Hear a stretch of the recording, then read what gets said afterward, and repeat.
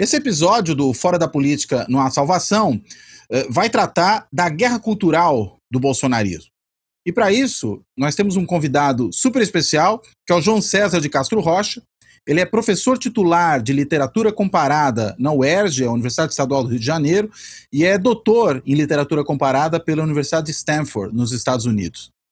E o João César, ele está com um livro no prelo, na verdade, poderíamos dizer quase no forno, porque está prontinho para sair, deve sair pela editora Caminhos agora em julho. O livro é Guerra Cultural e Retórica do Ódio, Crônicas do Brasil.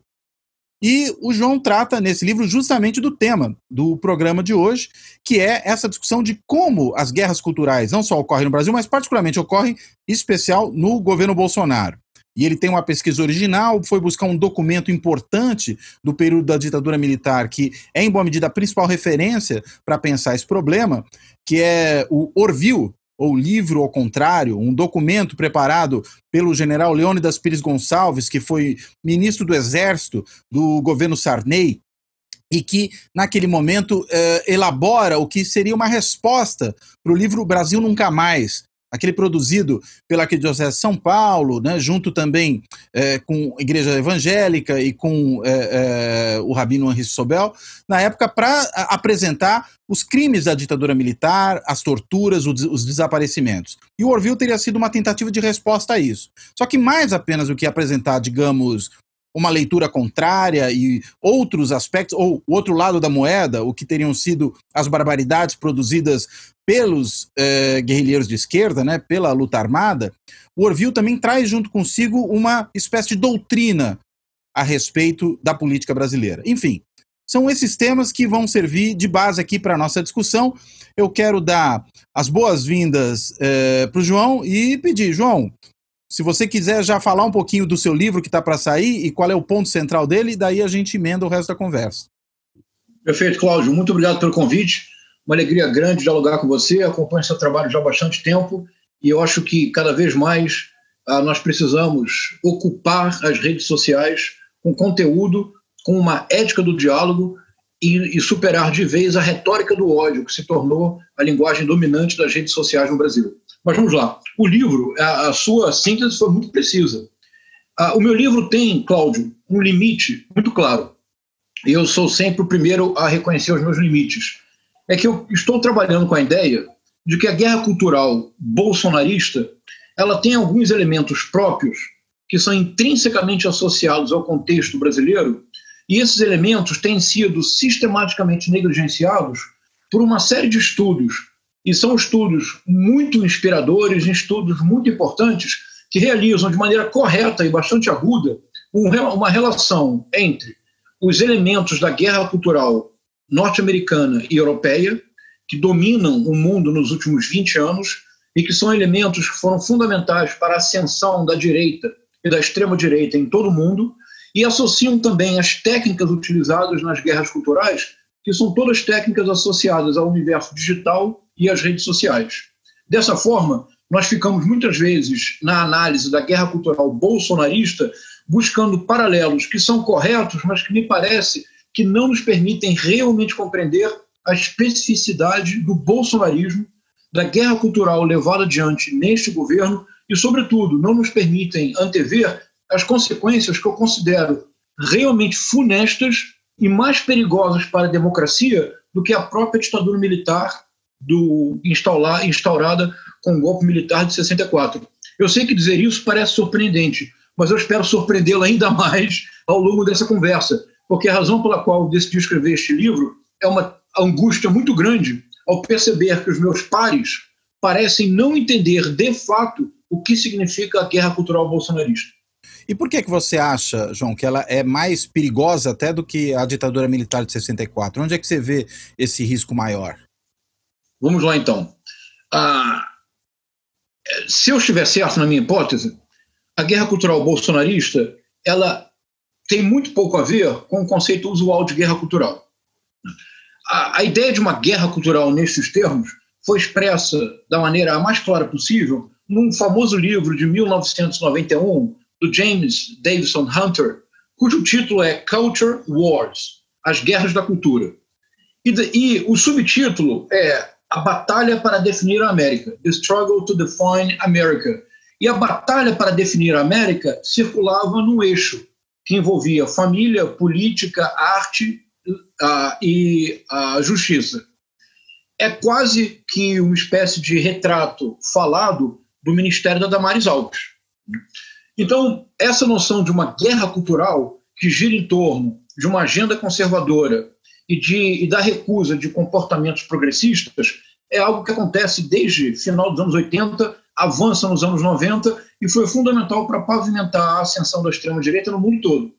Se você toma, por exemplo, as políticas de um Viktor Orbán, de um Duterte nas Filipinas, de um Donald Trump, de um Jair Messias Bolsonaro, há muitos pontos em comum numa agenda que é muito menos conservadora do que propriamente reacionária. Então, compreende-se essa associação que se faz entre a guerra cultural bolsonarista e esses movimentos. E compreende-se ainda mais porque há uma ligação óbvia entre Steve Bannon e Eduardo Bolsonaro. E é evidente que as técnicas utilizadas na campanha eleitoral de 2018, as técnicas de envio massivo pelo WhatsApp, a forma de utilização da internet, o emprego das redes sociais como um agente político, isto tudo foi pavimentado, teoricamente, pelo Steve Bannon, nessa firma, a Cambridge Analytica, e teve um resultado absolutamente surpreendente na eleição do Donald Trump em 2016, no Brexit em 2016 e na eleição do Jair Bolsonaro. É compreensível, então, Cláudio, que haja uma série de estudos que, para mim, foram fundamentais e que fazem esta associação. É muito importante compreender isso. Perfeito. Quer dizer, agora... Oi, desculpa, pode falar. Por favor, não, vamos lá. É que eu achei que você fosse parar, por isso que eu coloquei, mas pode continuar. Não, claro. Não, por favor. Não, o que eu ia te perguntar quer dizer, o que você está dizendo é que nós temos aí, vamos dizer, uma sobreposição razoável entre essas guerras culturais e esse movimento da extrema-direita que ocorre em vários lugares do mundo e que vem lá desde os anos 80. Inclusive você falava disso e eu lembrava de um intelectual que nem era, eu diria, de extrema-direita, mas era claramente um intelectual de direita. O Samuel Huntington, que escreve um livro, claro, acho que no final dos anos 90, se eu não estou enganado agora, em que ele fala da perda da identidade americana. E ele aponta aí para o problema da entrada dos hispânicos e tudo mais, claro, que vem um pouco na sequência daquele da Guerra das Civilizações, né? Do Huntington ao final da Guerra Fria. Né? E tem muito. Me lembrou, quando você falou desse outro trabalho, me lembrou muito, né, a discussão do Huntington. Agora, o que você está dizendo tem um aspecto similar, que é o aspecto, digamos, do formato de como se faz essa guerra pelas novas mídias, enfim, usando uma série de procedimentos similares, eu diria que talvez inclusive a difusão aí de fake news e coisas do tipo. Agora, existe também pontos de contato do ponto de vista do conteúdo, um certo nacionalismo, um obscurantismo com relação à ciência, enfim, esses aspectos também estão presentes, e nisso vamos ser justos, o Huntington acho que não estaria nesse ponto, ele operava em outro registro, mas esse novo discurso claramente tem. Agora, o que você está apontando no caso da guerra cultural bolsonarista, tem elementos específicos, particulares dela, né, que são, desse ponto de vista, particulares ao Brasil, não é isso? Exatamente. Então vamos lá. Uma última observação antes de entrar diretamente nos aspectos brasileiros do bolsonarismo. É que, na verdade, a noção de guerra cultural, isso nós precisamos ampliá-la. Porque guerra cultural é uma disputa de valores e um contraste entre visões de mundo que caracteriza a modernidade ocidental. A partir do momento em que o tempo histórico deixou de ser circular, em que a tradição deixou de ser o eixo absoluto em torno ao qual todas as ações e pensamentos gravitam, a partir do momento em que o tempo se dividiu entre passado, presente e futuro, e havendo uma diferença qualitativa em cada um desses momentos, em que o presente, teoricamente, acrescia ao passado e o superava, o futuro tornaria o presente, o passado do futuro, e assim sempre, a disputa de valores já é constitutiva da modernidade. Nós não precisamos, por nenhuma razão, limitar o nosso horizonte à Universidade Americana dos anos 80 e 90. Claro. Embora hoje no Brasil parece que tudo começou na Universidade Americana. Sim. É verdade que as bibliotecas são maravilhosas e que as bolsas são muito generosas, mas houve vida antes das universidades americanas. Por exemplo, sem dúvida. Se nós lermos com cuidado, Cláudio, os Lusíadas do Camões, a guerra cultural lá já está. Porque os Lusíadas do Camões se baseiam no fato de que se Vasco da Gama superou as colunas de Hércules, quer dizer, o Estreito de Gibraltar, deixou o Mare Nostrum, o Mediterrâneo, e avançou para o Atlântico, então Camões, como poeta, também tem que ir além de Homero. Está aí a guerra cultural. O presente sempre acrescenta o passado. Então, guerra cultural é algo muito mais amplo, constitui a modernidade e implica a disputa entre visões de mundo contraditórias. Uhum. Cláudio, isto nada tem a ver com o bolsonarismo. Por quê? Agora vamos lá. É da Kulturkampf, né, dos alemães, inclusive, né? Isso, exatamente. A Kulturkampf dos alemães no século XIX, que era justamente uma definição de uma nova forma de cultura, de uma nova forma de civilização. Na Rússia do século XIX, é a distância entre os eslavófilos e os que defendiam a cultura ocidental. De um lado, Dostoiévski, de outro, Turgenev. Então, a ideia de uma guerra cultural como contraste de valores é uma ideia fundamental. Imaginar que a guerra cultural bolsonarista é, de maneira involuntária, não nos tornar capazes de resistir à verdadeira ameaça da guerra cultural bolsonarista. Vou repetir, é muito mais assustadora do que a ditadura militar. Então, vamos lá. 3 elementos. O primeiro deles é que a guerra cultural bolsonarista, pela minha hipótese, representa uma tradução inesperada e insensata, e o adjetivo é deliberadamente escolhido, uma tradução inesperada e insensata da doutrina de segurança nacional para tempos democráticos. Eu digo isto desde o ano passado. Nesta semana, a minha hipótese parece estar confirmada, porque tanto o Supremo Tribunal Federal quanto o ministro da Justiça lançaram mão da Lei de Segurança Nacional. A que vige hoje é a de 1983, promulgada pelo general João Batista Figueiredo, aquele que faria democracia e que, se alguém não desejasse, ele prendia e arrebentava. Exato. Democracia nem que seja na marra, né? Na porrada. Exatamente. Mas a doutrina de segurança nacional, ela não é brasileira. Você sabe disso muito bem, estamos falando aqui para os ouvintes, né? Para quem nos assiste. Ela foi desenvolvida por vários países no contexto da Guerra Fria e ela pretendia criar um corpus doutrinário para dar conta da ameaça concreta da invasão de um inimigo externo. No plano da cultura popular, é o momento em que nós temos uma profusão de filmes de espionagem em que sempre há uma bela espiã ou um espião que ninguém espera que invade o país. No Brasil, a doutrina de segurança nacional foi aperfeiçoada na época da ditadura militar na Escola Superior de Guerra. E a Escola Superior de Guerra é preciso levá-la muito a sério. É um importantíssimo núcleo de formação de pensamento doutrinário para as Forças Armadas, e não apenas para o Exército. Isso se corporificou na Lei de Segurança Nacional. Na ditadura militar, houve 3. A primeira foi de 1967, que já era bastante draconiana.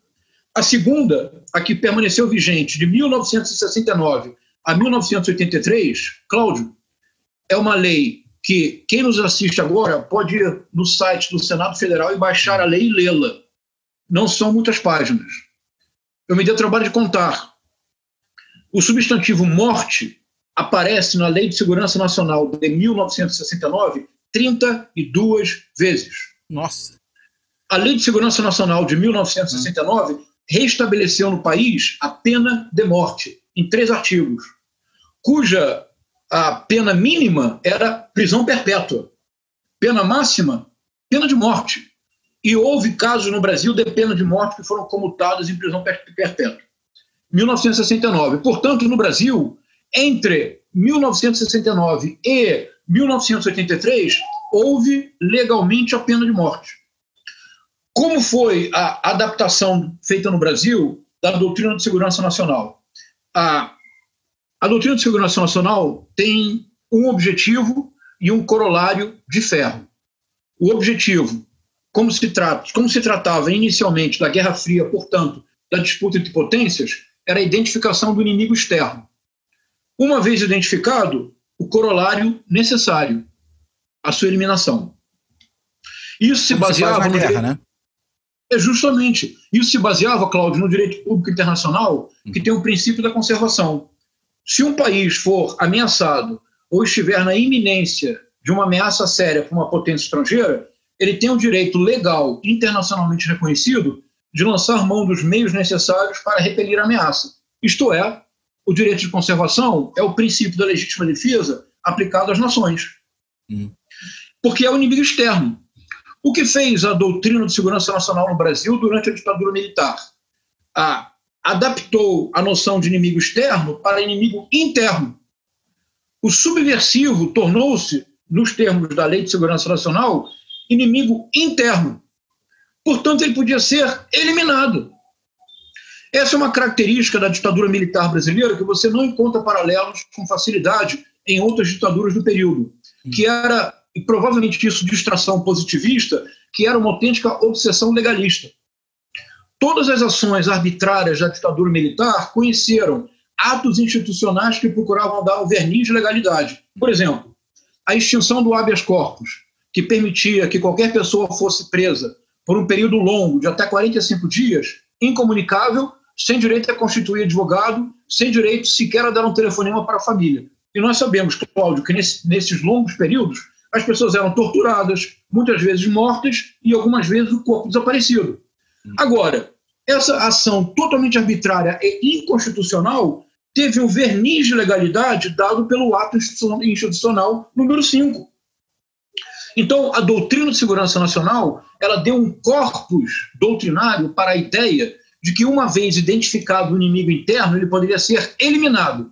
A guerra cultural bolsonarista é isto.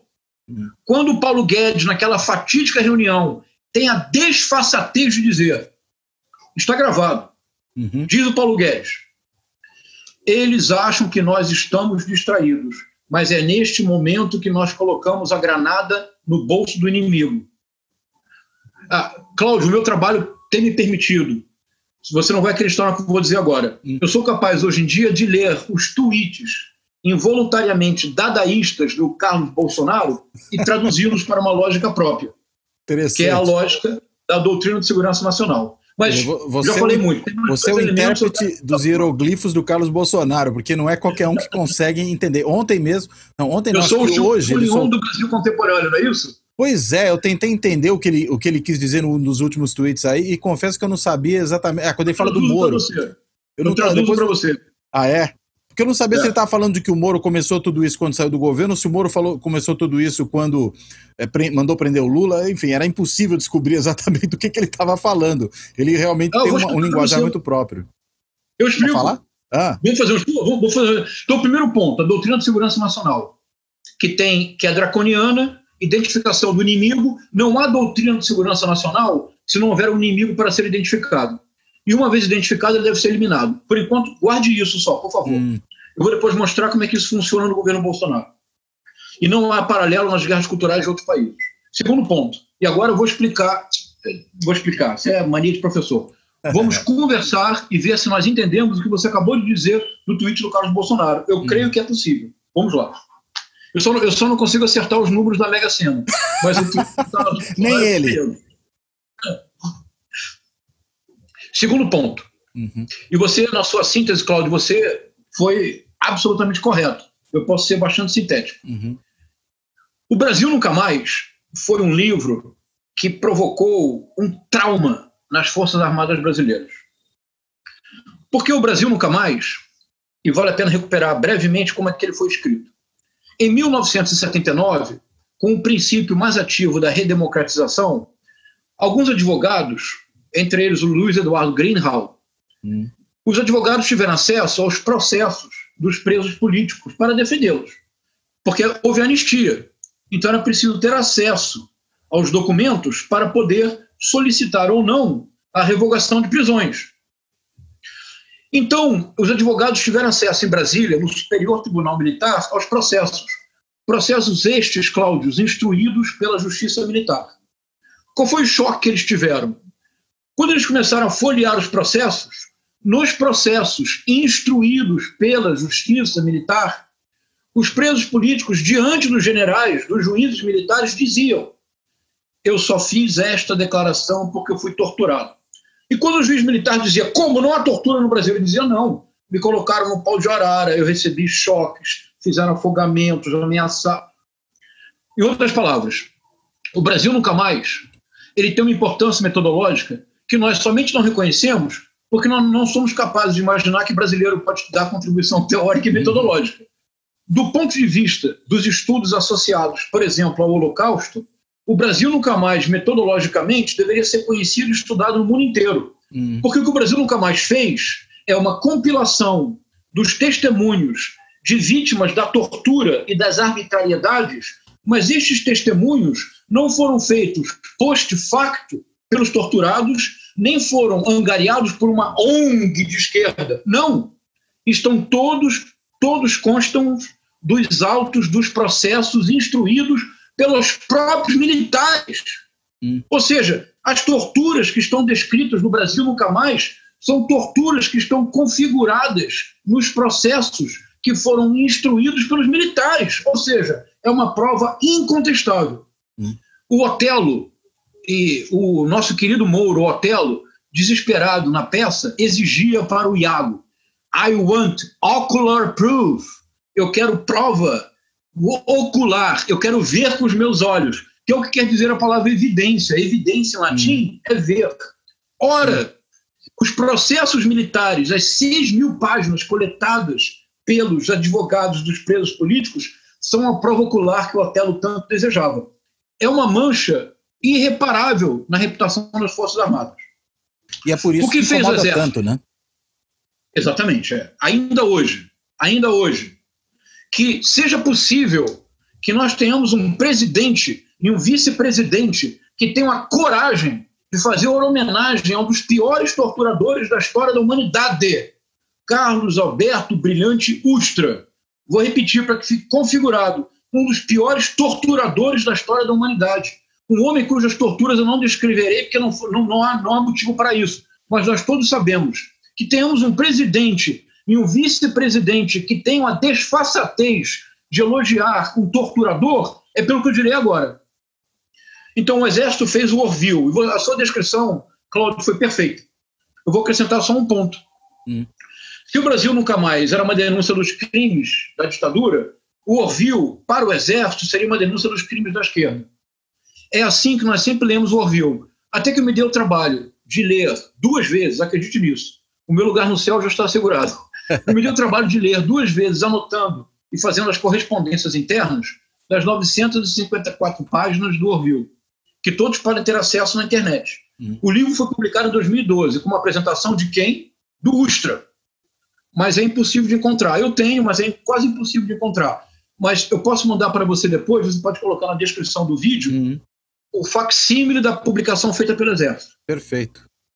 O mais importante não é o elenco dos crimes da esquerda armada. O mais importante é a matriz narrativa. A matriz narrativa leva ao Carlos Bolsonaro e explica esse tweet. Qual é a matriz narrativa, Carlos? Isso é bem importante. E eu estou muito angustiado, eu quero que as pessoas entendam. Se depois de você entender de onde vem o bolsonarismo, se você desejar continuar apoiando o movimento, é um direito seu. Mas você pelo menos tem que fazê-lo com total consciência do que está sendo feito. Vamos lá. Qual é a matriz narrativa do Orville? O que eu vou dizer agora, Cláudio, é todo o bolsonarismo, é todo o discurso do general Augusto Heleno, é todo o discurso do general Milton Mourão, é todo o discurso da militância radical bolsonarista, é todo o discurso do Olavo de Carvalho. Veja, matriz narrativa. Para isto, basta ler umas 40 páginas das 1.000 páginas do Orville. E eu vou indicar para você quais são as páginas para que o seu público leia. É indispensável que nós leiamos isto. Veja, é assim. Você abre o Orville, tem um sumário, que tem uma cronologia das tentativas de tomada do poder. É o subtítulo. Tentativas de tomada do poder. Tentativas de quem? Da esquerda. Que poder? O poder republicano. E na folha de rosto vem as 4 tentativas. A primeira vai de 1922 a 1954, da fundação do Partido Comunista do Brasil ao suicídio de Getúlio Vargas. A segunda de 1954 a 1964, destacando os anos da radicalização imensa que o Brasil viveu entre a renúncia de Jânio Quadros e o golpe militar, de 1º de abril. Terceira tentativa de tomada do poder, 1964 e 1974, com ênfase para o período da esquerda armada, 1967, 1974, início das ações urbanas, extermínio dos guerrilheiros do Araguaia. 1974, a 4ª tentativa de tomada do poder. Perceba, Cláudio, que para esta matriz narrativa, desde 1922, não houve um dia sequer no qual o movimento comunista internacional não tenha tentado impor a ditadura do proletariado num país cujas dimensões continentais fariam do Brasil uma China tropical. Essa é a narrativa. Vou repetir. De 1922 a 1989, ano do término da escrita do Orville, e podemos projetar, porque para o bolsonarismo até 2020, não houve na história da República um dia sequer sem o qual uma vasta conspiração orquestrada pelo movimento comunista internacional não tenha tentado tornar este país, o Brasil, uma ditadura do proletariado, de modo tal a que esta ditadura, num país de dimensões continentais, equivaleria a uma China tropical. Esta é a narrativa. Está lá. Agora, junta esta narrativa com o primeiro ponto. Você tem um inimigo permanente. Este inimigo permanente explica os tweets do Carlos Bolsonaro. Quando o Carlos Bolsonaro diz o Moro começou ao sair ou ao prender o Lula, o que o Carlos Bolsonaro está dizendo, ele está dando voz no português trôpego no qual ele escreve, ele está dando voz à matriz narrativa do Orville, que foi sofisticada pelo sistema de crenças Olavo de Carvalho, para o qual o comunismo é o globalismo, e ambos pretendem impor no Brasil uma ditadura do proletariado, que se nos anos 80 ainda poderia ser soviética, hoje não pode não ser chinesa. Por isso, então, o Dória e o Witzel estão macomunados com o governo chinês para impor uma ditadura comunista. Mas isto é apenas um retorno à matriz narrativa do Orville, porque isto dá inteligibilidade de alienista, mas dá inteligibilidade à ideia de que é preciso uma intervenção militar para assegurar a democracia. Porque hoje, pelo contrário, como se fosse 1964, os governadores estão impondo, os governadores e prefeitos estão tentando impor de maneira acelerada, gramsciana, a imposição de um comunismo radical no Brasil. Qual é a única solução? A intervenção das Forças Armadas. E a matriz narrativa se fecha. Percebe? Nossa. Sim, é impressionante. Agora, uma coisa que... Imagina o trabalho que me deu para compreender isso. Não, eu presumo, porque é caleidoscópico isso, né? Mas faz sentido para você? Não, faz sentido entendendo como esses caras operam. O que para mim ainda é um certo enigma é de que maneira é que Olavo de Carvalho e o Orville se encontram, né? E porque, para mim, é relativamente enigmático isso. Principalmente porque nós vemos frequentemente o Olavo de Carvalho desancando os militares, atacando os militares, falando... Tudo bem que ele xinga todo mundo, né? Usa palavrões, etc. Agora... de que maneira exatamente essas coisas se encontram, né? Essa doutrina olavista ou esse conjunto de ideias olavista, né? Você disse que não é propriamente uma filosofia, né? Mas que é um sistema de crenças, né? E o Orville, como é que essa teoria da ditadura militar e a teoria do Olavo de Carvalho se encontram no bolsonarismo? Muito bom, Cláudio. Essa questão me deu muito trabalho. Eu fiquei muito tempo sem poder escrever o livro porque eu não tinha resposta para essa pergunta. Eu tenho uma hipótese. Vejam, vamos seguir na conversa, você me dirá o que você acha. Então, primeiro ponto, doutrina de segurança nacional. Não há doutrina de segurança nacional sem inimigo. Uma vez identificado o inimigo, é preciso eliminá-lo. Onde está o inimigo? O inimigo está no Brasil desde 1922. É um subversivo brasileiro. Mas como ele está associado ao movimento comunista internacional, a doutrina de segurança nacional realizou uma operação que faria inveja a Jorge Luis Borges. O inimigo interno é, ao mesmo tempo, externo. E, portanto, pode ser eliminado. E, durante a ditadura militar, ele o foi. E ele é externo por quê? Porque ele não pertence à nação verdadeiramente? Essa é a ideia? Isso, mas olha, quando o Partido Comunista Brasileiro foi cassado, ele foi cassado sob a alegação de que ele era um partido associado ao Partido Comunista da União Soviética. Você lembra disso? Sim. Essa foi a alegação do Moscou.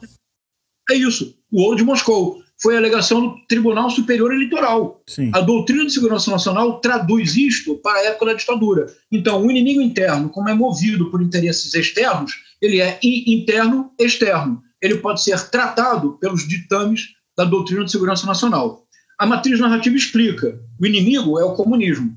Mas mais, no Orville, as 4 tentativas de tomada de poder, as 3 primeiras são derrotadas pelas armas. A intentona comunista em 1935, as ligas camponesas e a radicalização em 1964, a esquerda armada em 1974. Diz então o Orville, e o Orville cita o Herbert Marcuse, se você acreditar nisso. Sim. Uma única vez, na página 222. Ah, só uma vez eles falam do Marcuse? Só uma vez. Marcuse só uma vez na página 222 no âmbito da Revolução Cultural, da Revolução de maio de 68. Razão e Revolução? Isso. Mas todos eles dizem que o momento mais perigoso começou em 1974, porque dizem eles, e o nome Antônio Gramsci não aparece, mas a descrição que é feita da autocrítica da esquerda é gramsciana. Eles dizem que a esquerda em 74 fez uma autocrítica e decidiu que abandonaria as armas e abraçaria os livros. E faria uma infiltração na cultura, sobretudo na educação, na arte e na imprensa. Quais são os três inimigos principais? Qual é a tentativa de destruição do bolsonarismo? Arte, imprensa, universidade. Sim. Agora, por que 1974? 1974 é o ano em que os órgãos de repressão começaram a ser desmontados.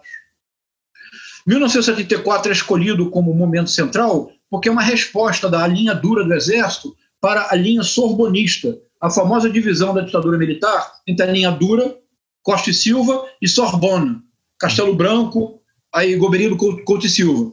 Geisel. E a linha dura, né? Geisel, isso. E Costa e Silva e Médici, na linha dura, duríssima, não é? Bom, então, essa é a estratégia, por eles definida. Agora, onde entra o Olavo de Carvalho? Porque é o terceiro elemento do tripé brasileiro. É Doutrina de Segurança Nacional, Matriz Narrativa do Orville, Olavo de Carvalho.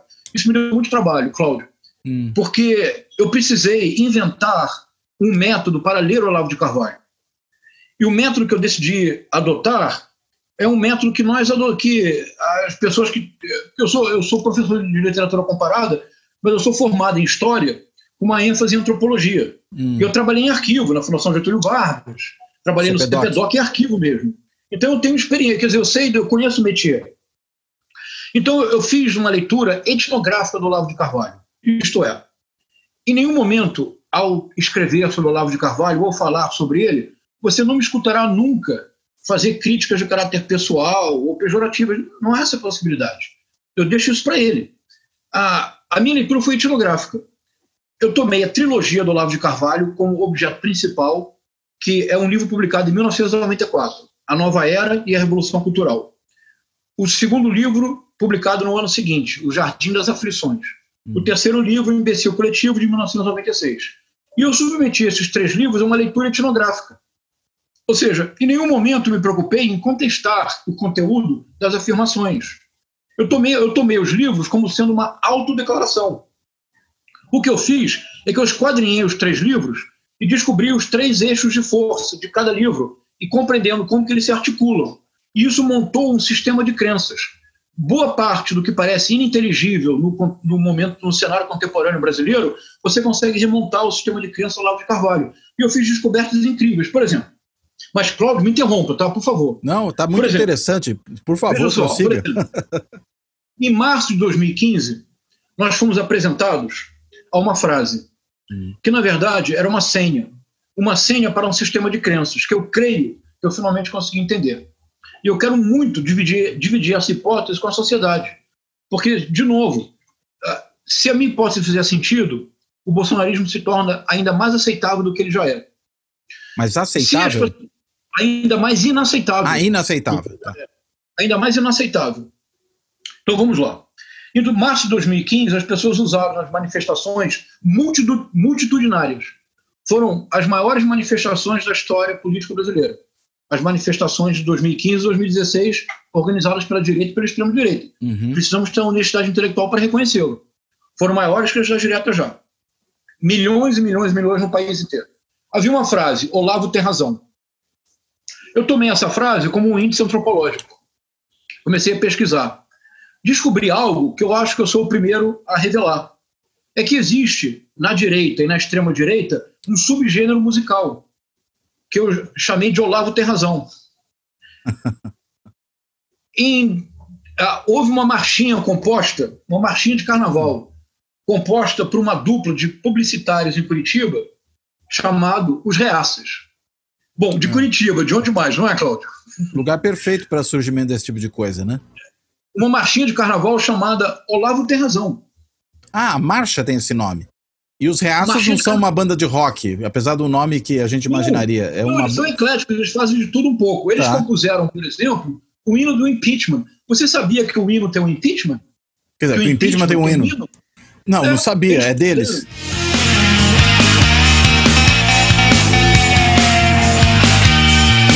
Chegou a hora de pôr o lixo pra fora, da presidente ir embora e levar junto o PT.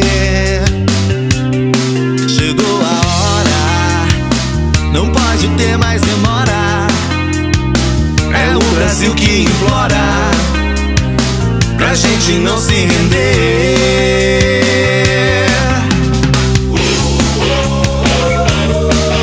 Todo mundo já sabe que a Anta sabia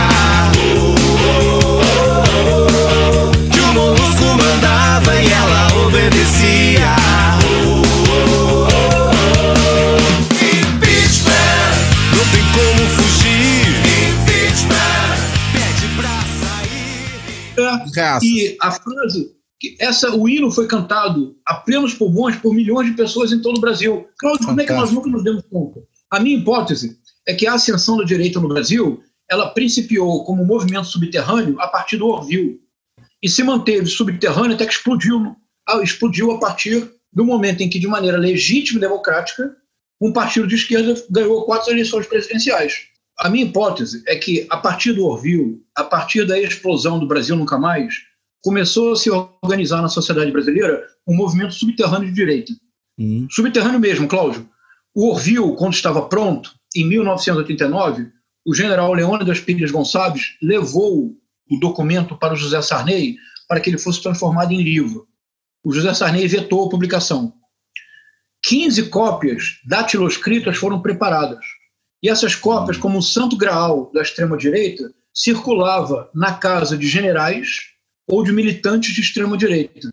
Até que um jornalista brilhante chamado Lucas Figueiredo descobriu e divulgou. A direita se organiza no Brasil desde o final dos anos 80. E eu tenho documentos sobre isso. Nós decidimos ignorar. Assim, Cláudio, como nós decidimos ignorar que as igrejas neopentecostais tinham um projeto deliberado de poder e se organizaram. E nós ignoramos. Nós reduzimos tanto a direita e a extrema-direita quanto os evangélicos a uma caricatura, o avesso do que nós imaginávamos. Nós nunca nos demos ao trabalho de realmente tentar compreender o que acontece. Por isso, nenhum de nós jamais conheceu o hino do impeachment, que em 2015 e 2016 foi cantado a plenos pulmões por milhões de pessoas na Avenida Paulista e em todas as capitais brasileiras. Quer dizer, as pessoas conheciam a música já. É um hino, as pessoas, nessas reuniões de milhões de pessoas, ele era cantado a plenos pulmões. Eu descobri um rap gospel, se você acreditar nisso. Um rap gospel. De um rapeiro de direita e de uma evangélica bolsonarista. O rap gospel se chama O Velho Olavo Tem Razão. Ele começa como um rap e entra a voz da cantora gospel bolsonarista e faz uma comparação entre Olavo de Carvalho e Noé. Porque, afinal de contas, foi Olavo de Carvalho que salvou o Brasil do dilúvio. O dilúvio é porque desde 1922 não se passou na história da República nenhum dia sequer sem o qual uma vasta conspiração internacional liderada pelo movimento comunista não desejasse transformar este país de dimensões continentais numa China tropical. Tá aí o encontro. É isso. Eu descobri um heavy metal de um grupo. O heavy metal se chama Olavo Tem Razão. E é um heavy metal. Quando eu analisei as letras das canções, para mim foi um choque. Era uma tradução para o grande público das obsessões do Olavo de Carvalho. Obsessões que remontam todas à trilogia e que foi popularizado, no mínimo que você precisa saber, para não ser um idiota. Que é o resumo da obra. É isso, Cláudio. É o esse homo do Olavo de Carvalho. É isto. Na letra dessas 3 músicas, você encontra todos os elementos. Há, evidentemente, o método Paulo Freire. E há, evidentemente, a extrema imprensa. e há, evidentemente, Gramsci, e há, evidentemente, o aborto, e há, evidentemente, e assim sempre. Quer dizer, as preocupações dos militares presentes no Orville são retomadas por Olavo de Carvalho, que dá a elas uma nova roupagem, um novo tratamento. Muito mais sofisticada e que deu, a partir dos anos 90, para a direita no Brasil, algo que nós não vimos. Uma musculatura inédita e o mais importante, Cláudio, isso que eu vou dizer agora me custou muito trabalho compreender, eu não afirmo que eu estarei certo, é para que nós pensemos. O Olavo de Carvalho deu para uma juventude de direita no Brasil linguagem. Linguagem. Eu sempre fui de esquerda, eu vou morrer sendo de esquerda. Eu sou um velhinho que não tenho mais correção, não tenho mais emenda. Eu não sou que nem o Brás Cubas, que é uma emenda ambulante, que é uma errata ambulante. Eu já não tenho mais emenda. Mas eu comecei a me interessar por política, eu não sou de 65, em 1979, 1980. E eu comecei a me interessar de política e eu já era de esquerda. E eu tinha uma linguagem. Eu lia certos livros, havia uma linguagem que me irmanava a uma certa comunidade de pensamento e uma certa visão de mundo, uma projeção de futuro. Claro. E a direita no Brasil tinha dinheiro, poder, ar-condicionado, gabinetes em Brasília, mas a direita no Brasil não tinha linguagem, Cláudio. Na nossa geração, se nós tivéssemos um colega na faculdade que fosse de direita, ele timidamente expressava suas opiniões. Sim, é isso mesmo. O Olavo de Carvalho, a partir dos anos 90, com a sua trilogia, ele criou uma estrutura de pensamento e ele deu uma linguagem para uma juventude. E aqui entra, Cláudio, um fator geracional muito importante. E aí a direita saiu do armário, né? E você só sai do armário se você tiver linguagem. Qual é o grande problema da esquerda hoje no Brasil? A esquerda perdeu a linguagem. E ao perder a linguagem, perdeu a batalha das ruas. A esquerda precisa retomar a linguagem, mas a esquerda não o fará enquanto não realizar uma análise crítica dos seus equívocos enquanto esteve no poder. Mas isso seria um outro programa, deixamos isso para depois.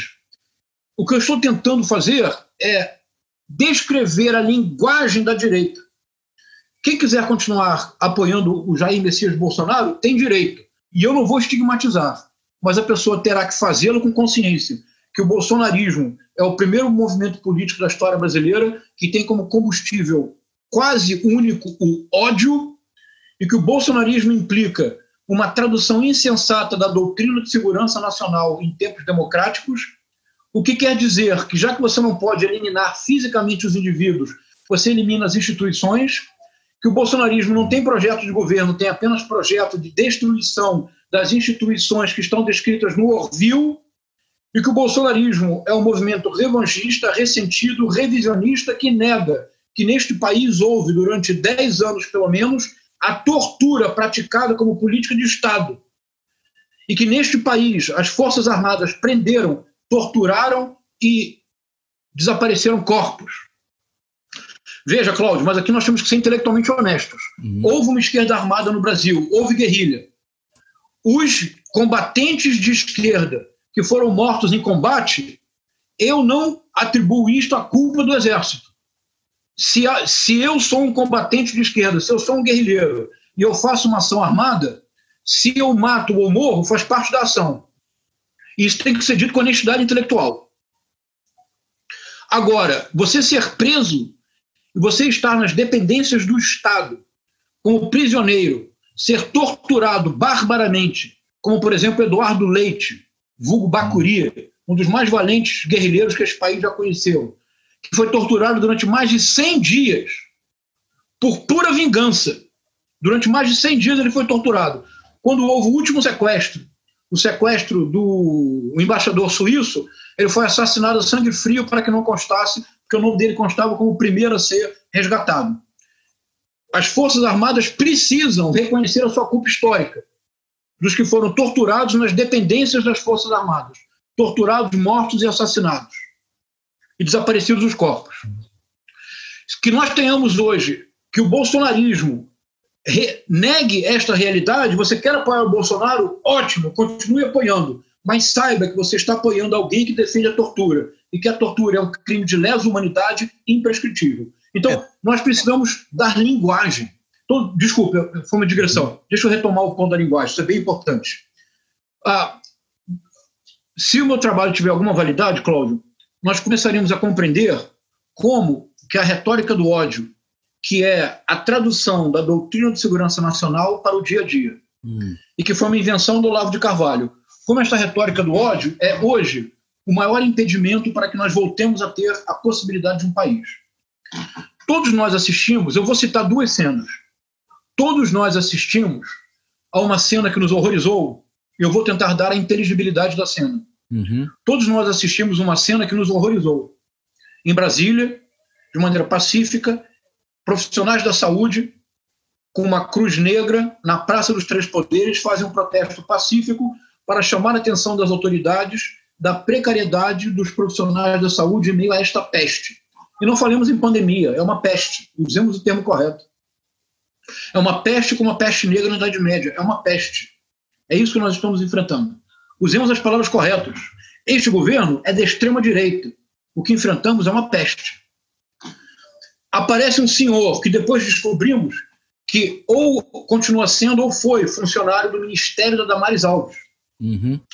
Este senhor aparece e eu vi a cena, eu escutei uma palavra, eu disse, não pode ser. Eu voltei o vídeo, assisti 2 vezes, anotando a minutagem. Em 90 segundos, este senhor entra em cena, se dirige de maneira inaceitavelmente agressiva e hostil a uma enfermeira que pacificamente protesta e grita: você é uma analfabeta digital. Funcional, Parece, né? os tweets do Carlos Bolsonaro. Analfabeta funcional, não é? Analfabeto funcional. Sim. Ela grita para a enfermeira. Agora, a enfermeira está segurando uma cruz negra, ela não está lendo nenhum livro, ela não está interpretando nenhum texto, ela não está dizendo nada. Parece Napoleão de Hospício, não parece? Sim.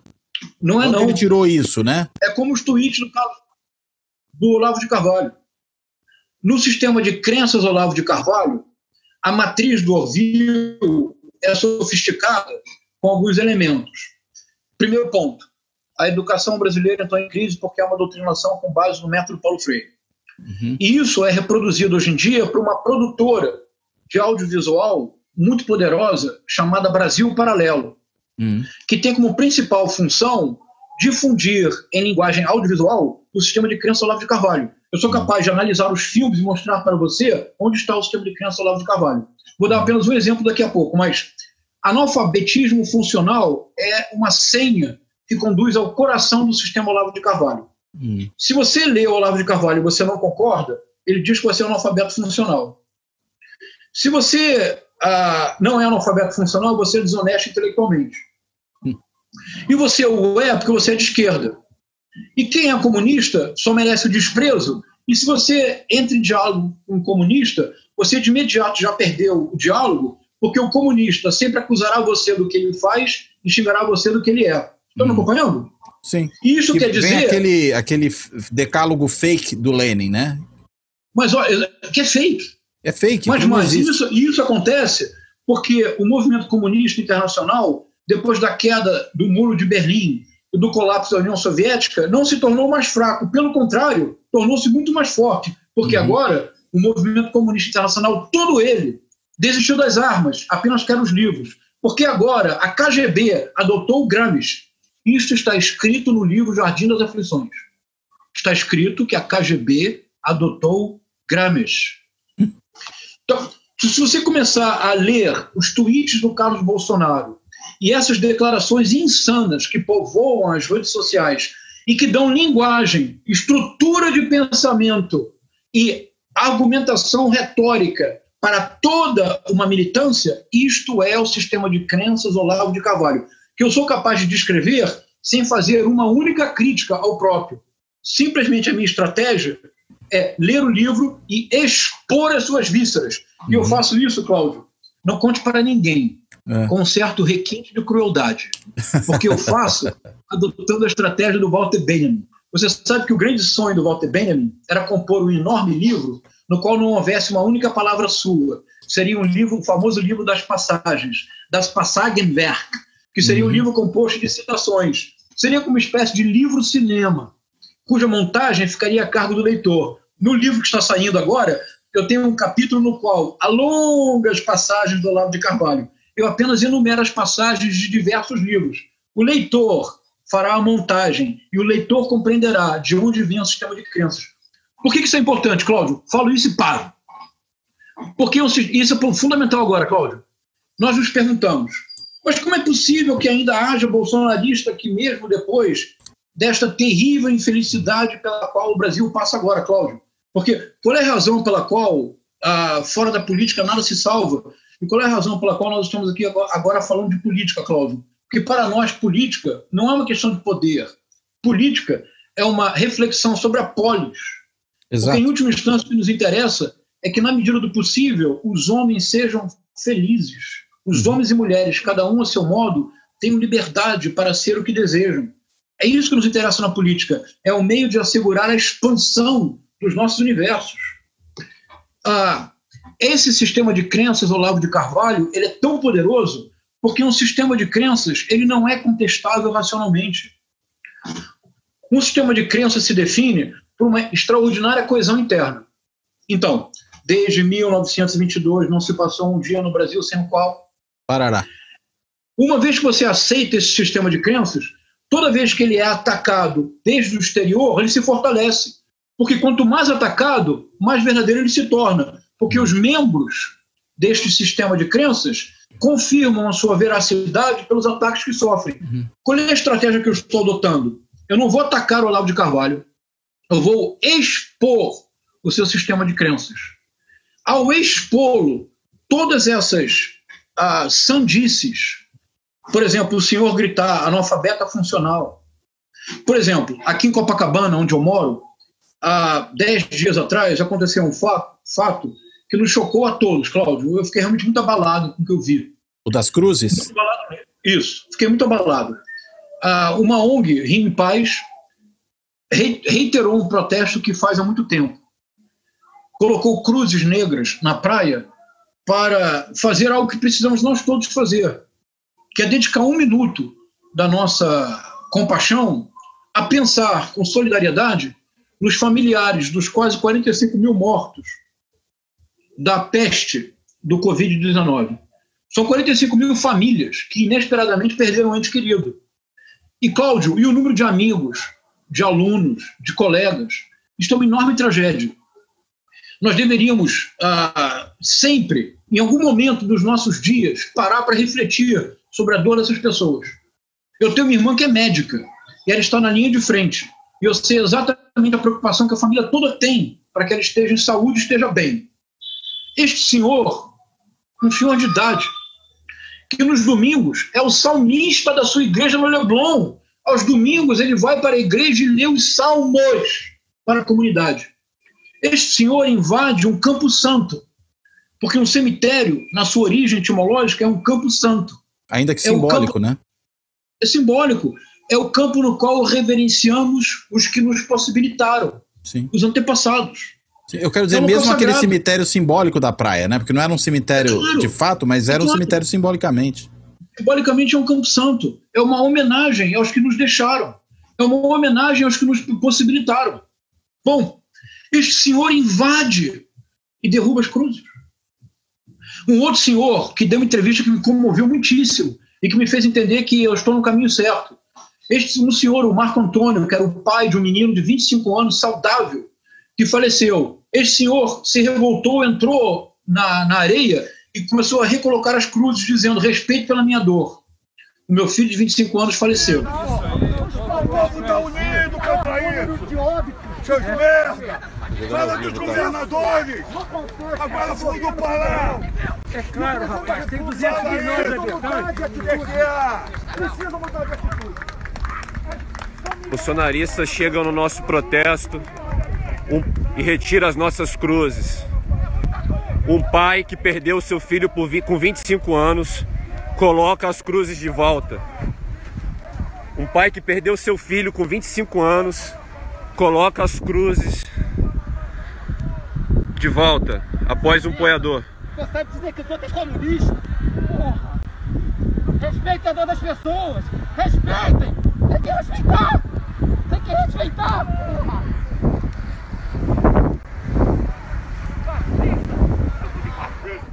Ele deu uma entrevista que eu vou mandar para você o link para você oferecer para o seu público. Ele tem uma frase que ele diz assim: eu estou chocado em ver como essas pessoas, por paixão política, perderam a capacidade de empatia e o sentido de humanidade. O bolsonarismo é isto, é a perda da humanidade. Por quê? Mas por quê? Porque a doutrina de segurança nacional, ao identificar o inimigo, o torna menos que humano. A retórica do ódio do Olavo de Carvalho tem esta função, de tornar todos que sejam de esquerda menos do que humanos. Se somos menos do que humanos, podemos ser eliminados. É isto. Vamos metralhar agora, a petralhada, né? É isto. É isto. Então, Cláudio, eu assisti o vídeo inteiro, com engulhos, mas eu me obriguei a assistir o vídeo, porque eu tinha a intuição de que eu descobriria que havia algo para ser descoberto neste vídeo. Então, eu descobri 3 ou 4 versões do vídeo e assisti a versão mais longa. Cláudio, este senhor, que aos domingos é o salmista na comunidade de sua igreja no Leblon, justifica o seu ato dizendo: são todos de esquerda. Os mortos? Ou os manifestantes? Os que fizeram os manifestantes. Que loucura. Isto é. Mas isto é o sistema de crença do Olavo de Carvalho. O Olavo de Carvalho ensinou que se você é de esquerda, se você dialoga com alguém de esquerda, você já está errando. Não há diálogo. A guerra cultural para o bolsonarismo significa identificar o inimigo, desprezá-lo ao ponto da nulificação.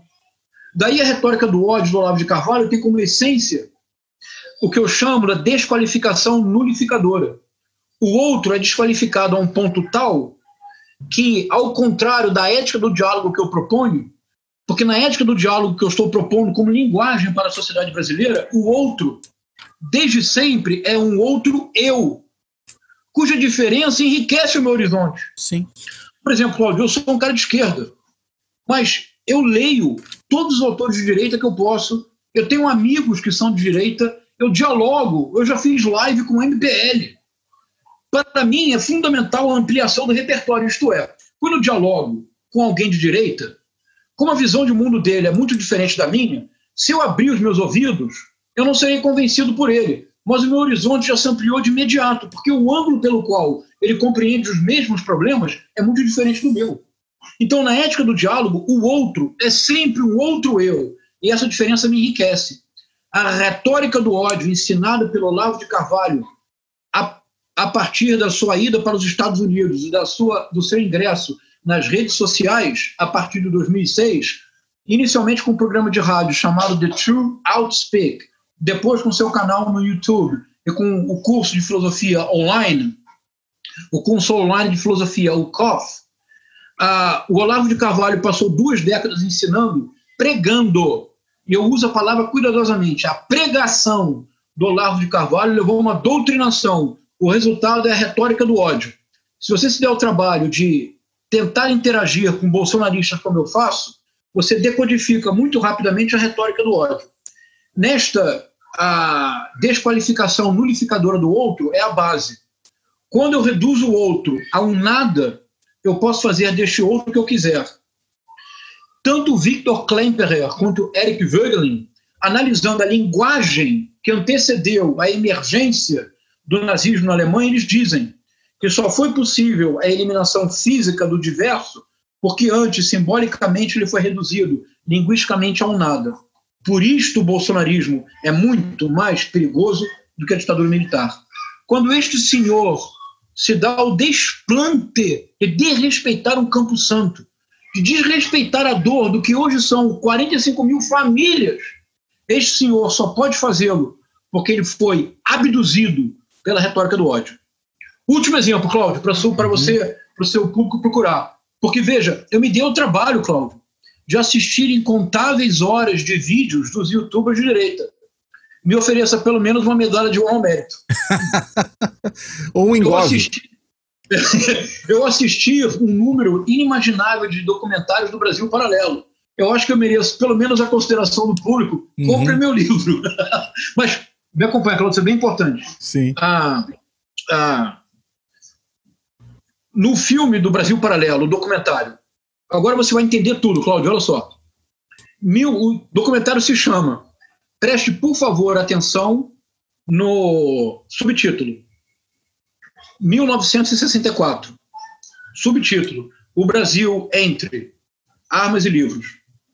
O subtítulo é uma síntese audiovisual da matriz narrativa do Orville e da sofisticação da retórica do ódio do Olavo de Carvalho. Por quê? A ideia é a seguinte: no golpe militar, o exército venceu a Batalha das Armas, mas perdeu a Guerra dos Livros.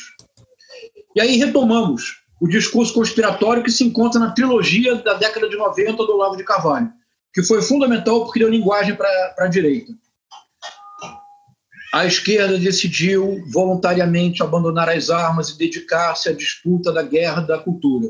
A esquerda, então, depois da derrota da guerrilha urbana e da guerrilha rural, que não chegou a se estabelecer, a esquerda passou a dominar sistematicamente a cultura, a imprensa, a educação pública, sobretudo a universidade, a pesquisa, de modo tal a que um dia no Brasil, sem que nós soubéssemos, seríamos todos socialistas e um dia comunistas, sem que fosse necessária nenhuma revolução. O processo aconteceu paulatinamente e principiou para que ninguém se desse conta com o esquerdista Fernando Henrique Cardoso, porque todos nós sabemos que o PSDB é o primeiro passo necessário para a imposição de uma ditadura do proletariado no Brasil, país de dimensões continentais que faria com que fosse uma China tropical.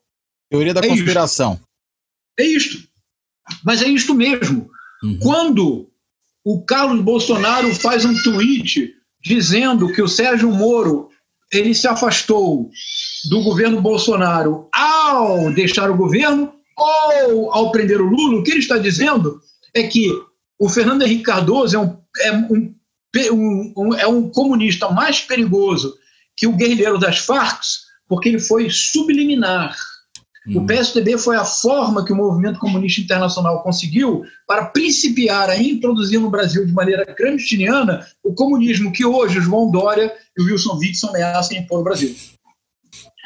Então, agora, olha a perigosíssima analogia. Por isso o Olavo de Carvalho ataca os militares. O ataque que o Olavo de Carvalho faz aos militares sofistica e da forma verbal pretensamente filosofante a infame declaração do deputado Jair Messias Bolsonaro, que todos nós já escutamos, quando ele diz: o grande mal da ditadura militar é que matou pouca gente. No Brasil nós precisamos de uma guerra civil e precisamos pelo menos matar 30 mil pessoas. Todos nós conhecemos esta declaração do Jair Bolsonaro, não é verdade? Sim, ela é bem conhecida. Esse vídeo, todos nós conhecemos. O jovem Jair Bolsonaro ainda, inclusive. É isto. As críticas do Olavo de Carvalho aos militares é porque os militares não foram suficientemente draconianos. O que o Olavo de Carvalho exige dos militares é que os militares realmente implementem a Lei de Segurança Nacional. Então, Cláudio, você percebe que o meu trabalho tem um quê de olhar antropológico. Porque, veja, quando o Olavo de Carvalho, há mais ou menos 2 semanas, gravou um vídeo dizendo o ministro Alexandre de Moraes deveria ser preso sem direito a falar. E pena de morte, né? E no caso dele, eu apoio a pena de morte. Cláudio, isto é o ato institucional número 5. Você prender alguém sem direito a falar, sem direito a constituir advogado, é suspender o habeas corpus. E você defender a pena de morte é retomar a Lei de Segurança Nacional de 1969. O Olavo de Carvalho critica os militares, mas não os militares tucur. O Olavo de Carvalho critica os militares. Se nós voltarmos à linguagem de 1964, ele critica os militares da linha Sorbonne. O Olavo de Carvalho está fazendo um apelo aos militares da linha dura. O Olavo de Carvalho está mandando senhas, são códigos secretos. É o Orville de 2020. Orville é livro, ao contrário, é um código secreto para desmontar o Brasil nunca mais. O Olavo de Carvalho não está combatendo as Forças Armadas.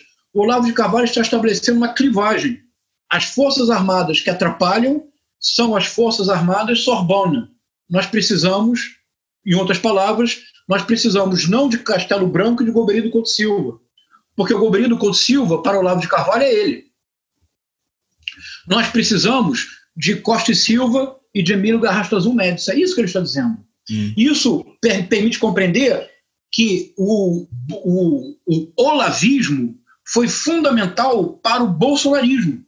De fato, é talvez possível dizer que sem o sistema de crenças Olavo de Carvalho, o Jair Messias Bolsonaro não teria tido a recepção que teve. O campo estava preparado. Totalmente preparado. Então, os 3 elementos da guerra cultural bolsonarista, elementos brasileiros: doutrina de segurança nacional, matriz narrativa do Orville, teoria conspiratória, sistema de crença Olavo de Carvalho, que deu para a direita linguagem e estrutura de pensamento. A direita não tinha isso no Brasil. Quer dizer, tinha, mas era com o Roberto Campos. Era não outra tinha, coisa, né? Não, mas eu quero dizer, a direita no Brasil não tinha presença nas ruas. Sim. A direita no Brasil não tinha voz entre os jovens. Olavo não era popular, inclusive, né? Porque Roberto Campos estava longe de ser exatamente popular, acesso ao vulgo, né?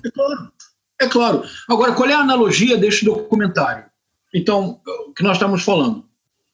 Se, em 1964, o Exército, as Forças Armadas venceram a Batalha das Armas, mas perderam a Guerra dos Livros, o Jair Messias Bolsonaro não pode cometer o mesmo erro.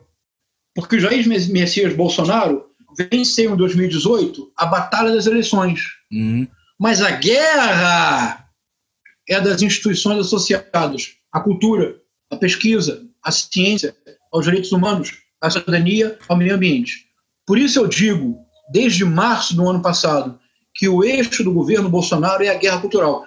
Aí ninguém me levava a sério, as pessoas diziam, não, porque você é professor de literatura comparada. Eu dizia, mas olha, por favor, não me exclua do grupo, eu sou formado em História.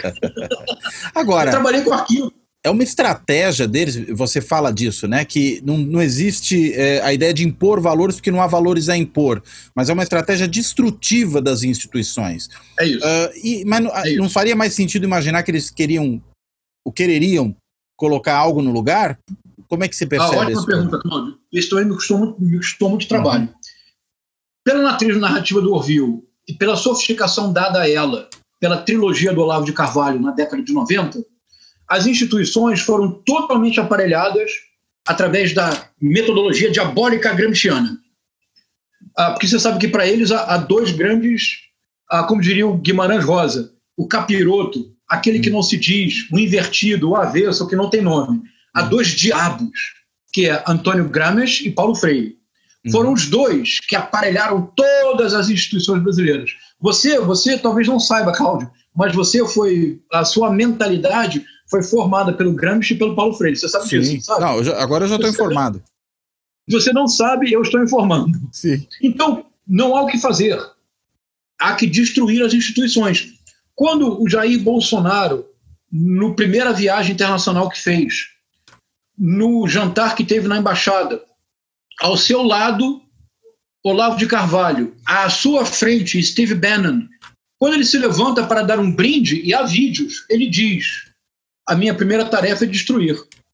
Você se recorda disso? Não, isso não. Que frase, não? É exatamente isso. Que frase? Mas quando eu escutei essa frase, eu comecei a pensar no livro. Eu digo, peraí, eu entendo isto. Eu digo, em outras palavras, o que me incomodou muito é que nós passamos uma boa parte do tempo reduzindo o Jair Messias Bolsonaro ao personagem do CQC e do Super Pop. Nós passamos boa parte do tempo reduzido o atual, ou por enquanto, ministro da Educação, cujo nome eu me recuso a pronunciar. Eu, como professor universitário que dediquei a vida à educação, eu me recuso a pronunciar o nome do, por enquanto, e ainda ministro da Educação. E demissionário que está, resolveu soltar uma portaria revogando a portaria das cotas, né? Porque é destruição, né? Mas, Cláudio, quando você coloca na Fundação Zumbi dos Palmares um senhor que afirma que não há racismo no Brasil, que retira do site da Fundação biografias de homens e mulheres brasileiras ilustres, e que cria um abominável selo antirracista para atestar que a pessoa não é racista num país racista como o Brasil, quando você tenta colocar na frente do IFAM, uma das glórias do serviço público brasileiro, o Instituto do Patrimônio Histórico e Artístico Brasileiro, que teve o seu primeiro dirigente, um dos grandes nomes da cultura deste país, o Rodrigo de Belo Andrade, que teve Mário de Andrade como funcionário do IFAM. Quando você coloca no seu lugar uma blogueira que se define como turismóloga, você quer destruir a instituição. Quando você coloca à frente de uma das mais importantes fundações do mundo, internacionalmente reconhecida como uma das mais importantes fundações de pesquisa e de guarda de manuscritos e acervos do planeta, a Fundação Casa Rui Barbosa. Quando você coloca na sua direção uma roteirista do SBT, você quer destruir essa instituição. Quando você coloca à frente da CAPES alguém que é um criacionista, você está querendo destruir a instituição. Quando a pandemia no Brasil, quando a peste foi oficialmente reconhecida, na madrugada do domingo para a segunda-feira, o presidente da CAPES cortou 6 mil bolsas de pós-graduação. 6 mil bolsas de pós-graduação. Isso incluía áreas como, por exemplo, doutorandos em infectologia.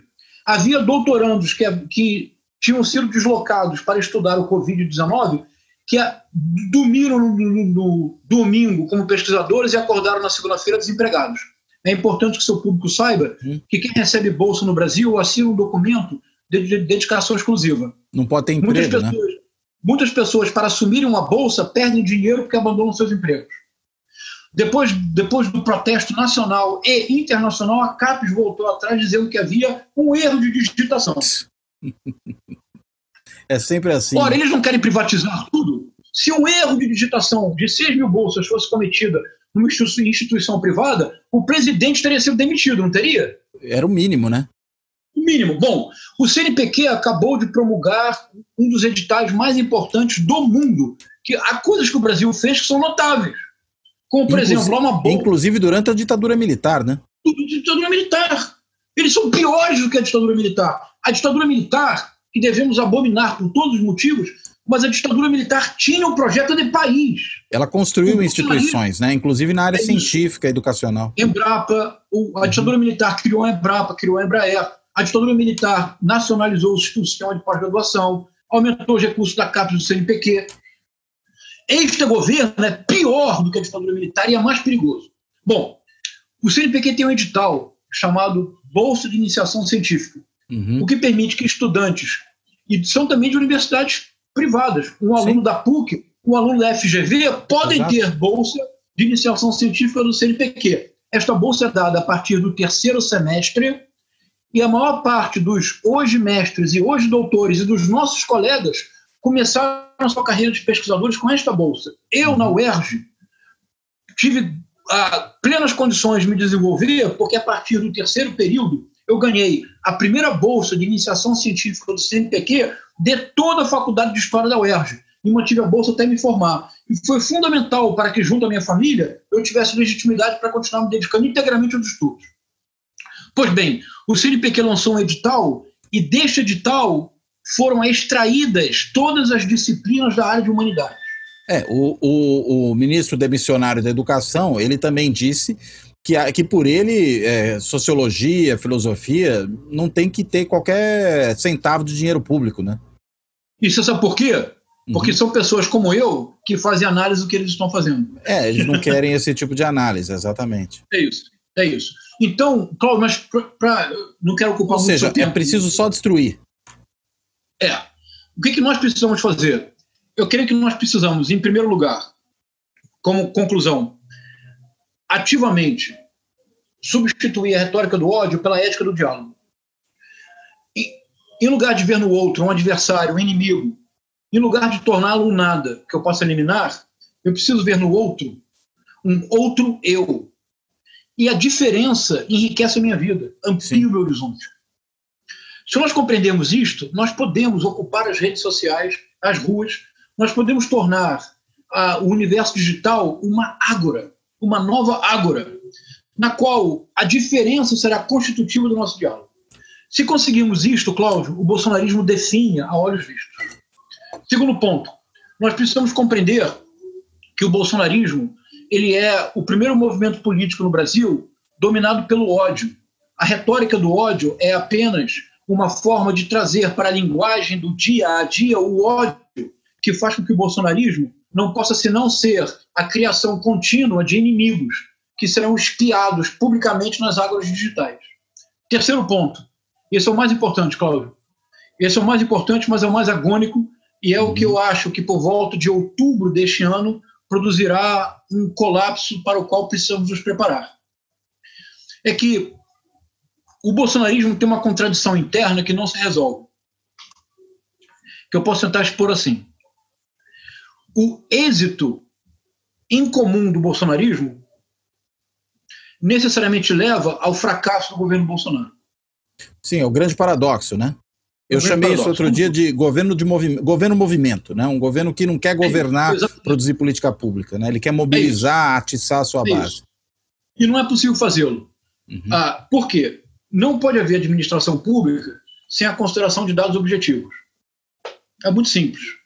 Você não pode sequer planejar uma política se você não tiver um diagnóstico preciso. O nível do diagnóstico não importa se você é de direita, esquerda, radical.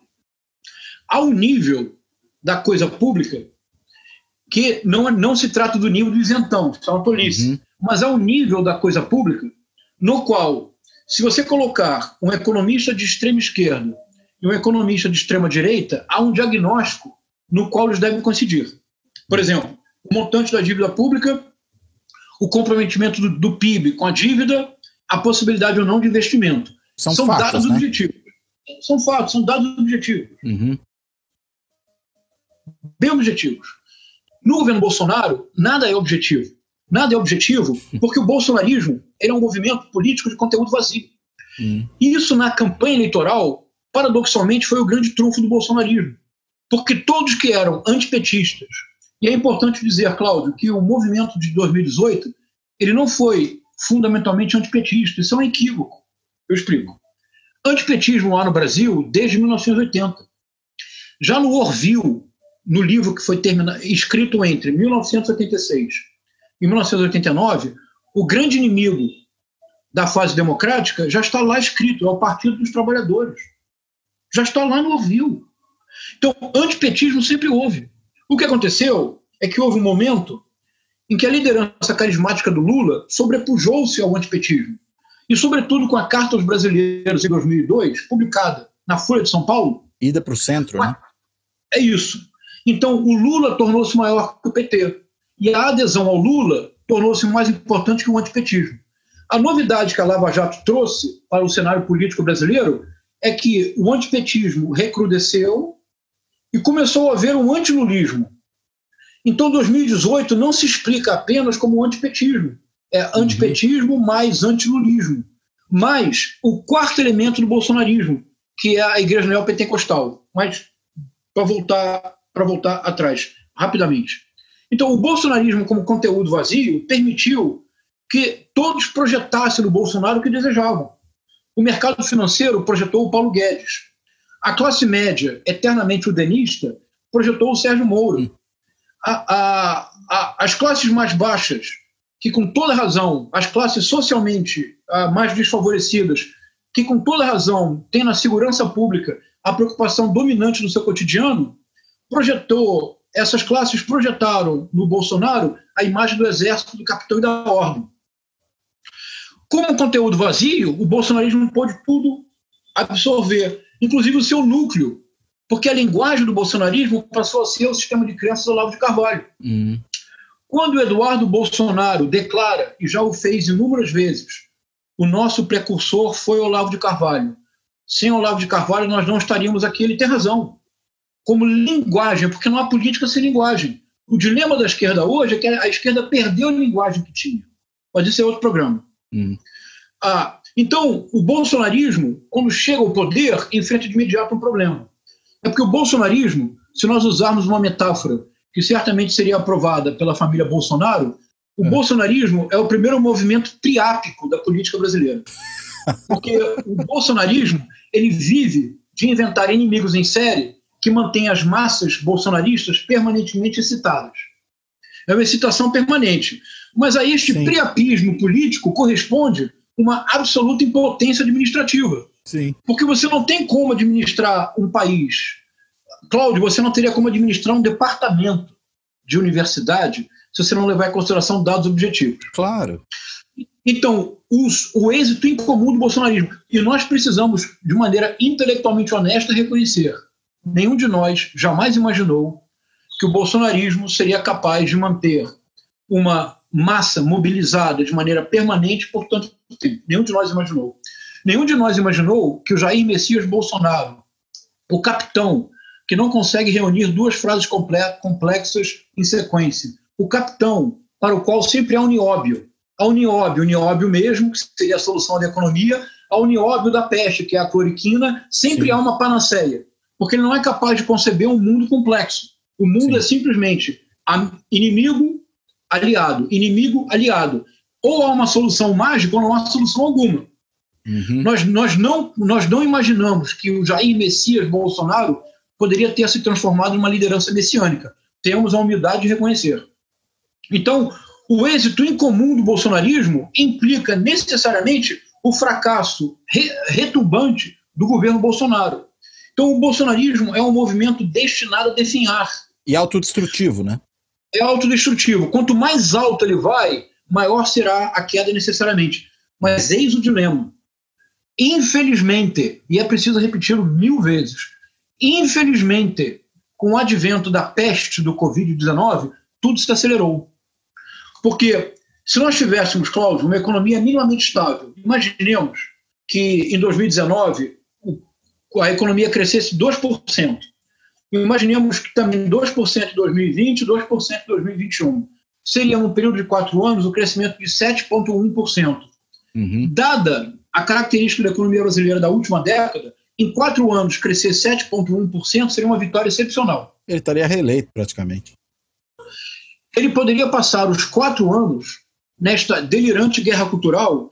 Nós poderíamos passar 4 anos discutindo se foi impeachment, se foi golpe, se o globalismo chegou no Brasil, se o João Dória tem relações com partidos comunistas, se o Witzel é um ser alienígena, etc.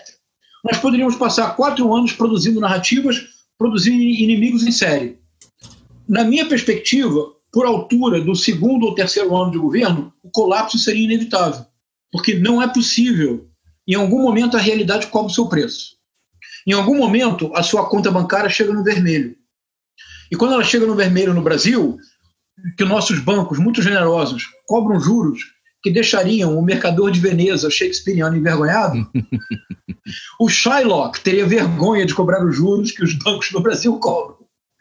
Então, em algum momento, a realidade cobra o seu preço. A minha expectativa é que, por volta de meados de 2021, a crise fosse muito séria e se revelasse a inviabilidade de um governo em movimento, como você define muito bem. Infelizmente, porque é uma tragédia humana. Sim. Infelizmente. Ainda por cima, no meio de uma pandemia como essa que nós vivemos, né? É isso.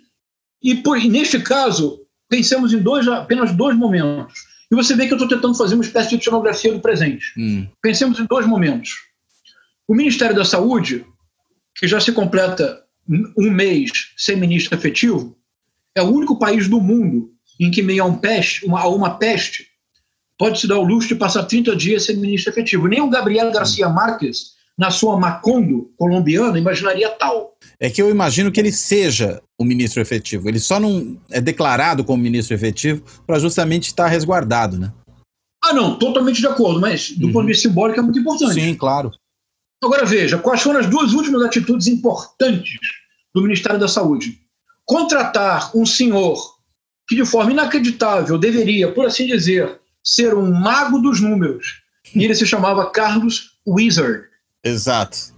É quase que inacreditável. E baixar uma portaria deixando claro para os servidores do Ministério da Saúde que as suas redes sociais serão vasculhadas. Cláudio. Sim. E a cloroquina. É isso, é claro. É isso. É uma metonímia selvagem e profundamente dolorosa da incapacidade radical do bolsonarismo em converter-se em governo Bolsonaro. Sim. Isso porque tocado por um militar que supostamente seria, né, na expectativa mais otimista de quando começava esse governo, um representante do grupo mais pragmático, mais competente, mais tecnicamente formado, mas está longe disso, né? Bem, um general que sequer sabe a separação entre os 2 hemisférios da Terra, né? É inacreditável, não é? É inacreditável. Mas são militares da ala do Orville, da ala revanchista e da ala revisionista. E ressentida, então, né? E ressentida. Então, o bolsonarismo é mais perigoso que a ditadura militar porque o bolsonarismo existe para destruir instituições. O bolsonarismo é um conteúdo... A ditadura militar criou instituições. O bolsonarismo não tem conteúdo. A ditadura militar tinha um projeto de país. O projeto do Paulo Guedes é um projeto absolutamente anacrônico e ultrapassado, é um projeto de venda dos ativos da nação. Esse projeto deu errado em todos os lugares do mundo que foi aplicado. Deu errado em todos os lugares do mundo em que foi aplicado. A retórica e a prática do Paulo Guedes é uma retórica dos anos 70 e 80. O Paulo Guedes ainda acha que Margaret Thatcher e Ronald Reagan são modelos de política econômica. É uma coisa absolutamente inacreditável, a incapacidade deste senhor. Na reunião do 22 de abril, Cláudio, naquele dia, eu fiz uma live, tive a honra de fazer uma live com o Luiz Werneck Viana. Foi para mim uma enorme alegria, que eu tenho grande admiração pelo professor Luiz Werneck Viana. E nós analisamos a reunião do 22 de abril. Então, eu tenho certeza que quando nos conhecemos pessoalmente, você vai abrir uma garrafa de champanhe em minha homenagem. Eu assisti a reunião 2 vezes, tomando notas. Quer dizer, a minha paciência é infinita, você não acha? Uma coisa impressionante. Muito. Leu Orville, leu os 3 livros do Olavo de Carvalho e assistiu o vídeo da reunião inteira. É dócil para leão. Eu sou especialista em Machado de Assis e William Shakespeare. Há pouco tempo um amigo... Que diferença, né? Há pouco tempo um amigo me perguntou, você consegue ler Machado? Bom, mas naquela reunião é uma síntese de tudo que estamos falando. Naquele dia, 22 de abril, o país se aproximava de 40 mil casos oficialmente reconhecidos. Esqueçamos a subnotificação. E já havia mortos, aproximadamente 3 mil mortos. Não houve uma única palavra de compaixão, de solidariedade. Sim, isso é interessante. O Paulo Guedes disse que ele se aproveitava do momento para colocar uma granada no bolso do inimigo. Isso. Puro discurso da Lei de Segurança Nacional. O ministro do Meio Ambiente disse que era preciso aproveitar que a imprensa estava com os olhos desviados da Amazônia para passar de boiada legislação infralegal. Cláudio, que me surpreende, como é que um sujeito tem uma fala dessa divulgada publicamente, como é que ele não muda de país simplesmente pela vergonha de encarar os seus compatriotas? Como ele não cai, né? Mas esse governo, quanto mais bárbaro, mais você fica. A ministra Damares Alves se vira para um atônito, então ministro Nelson Tai, que diz a seguinte frase: ministro, o senhor é novo no time. Novo no time, Cláudio. Meu Deus do céu, o senhor é novo no time. No seu ministério o senhor não sabe, mas há muitas abortistas e feministas. O senhor não pode permitir que se aproveite da Covid para fazer aborto. Meu Deus. Cláudio, em que planeta esta senhora reside? Quando ela falou isto, 3 mil famílias choravam os seus mortos. Sim. Esta senhora é evangélica. Aqui eu venho ao último ponto, Cláudio, vou parar. É que eu estou entusiasmado, vou parar. O último ponto, que é bem importante, Cláudio. Então tem esses 3 elementos. Eles fazem sentido para você? A doutrina de segurança nacional, o Orville e o sistema de crença Olavo de Carvalho. Sim. Faz sentido, não faz? Totalmente. Agora, mais ainda. 4º e último elemento. Esse é o mais poderoso. Esse decidiu a eleição. Me deu muito trabalho compreender. Eu não tenho certeza se eu tenho razão. Vamos pensar juntos. A diferença de votos do Jair Messias Bolsonaro para Fernando Haddad foi de aproximadamente 13 milhões, de acordo? 57 milhões, 44 milhões. Eu tive acesso a um estudo brilhante que analisou a diferença de votos pelas religiões. Ah, sim. O voto evangélico foi importantíssimo. Isso. Entre os católicos, o Bolsonaro teve aproximadamente 170 mil votos a mais do que o Fernando Haddad. Entre candomblé, ateus e agnósticos, o Fernando Haddad teve aproximadamente, se eu não me engano, agora eu não tenho certeza do número, mas se eu não me engano é algo como 1 milhão a mais. Se eu não me engano, se eu não tenho certeza. O que eu diria agora sim, eu recordo vivamente. Entre os evangélicos, você sabe quantos votos a mais teve o Jair Messias Bolsonaro? Foi mais de 20 milhões, né? 11 milhões de votos a mais. 11 milhões? Eu não lembrava do número exato agora. 11 não, milhões na verdade eu fiz confusão, é porque eu acho que é uma diferença de 20% a mais. É isso. 11 milhões. Sim. Agora, esses mesmos evangélicos votaram no Lula. Pois é, há pouco tempo atrás.